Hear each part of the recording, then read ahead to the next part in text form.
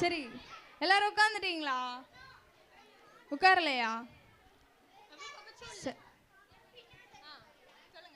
எல்லாரும் வானத்தை பார்த்தீங்களா?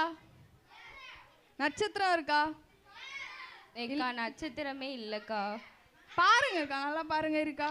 நல்லா பார்த்தாச்சுக்கா, நட்சத்திரம் இல்லை. ஸ்டார்லாம் இருக்கா பார்த்தீங்களா? இல்லையா? இல்லைக்கா. அக்கா ஏன் தெரியுமா? இல்லை ஏன்க்கா?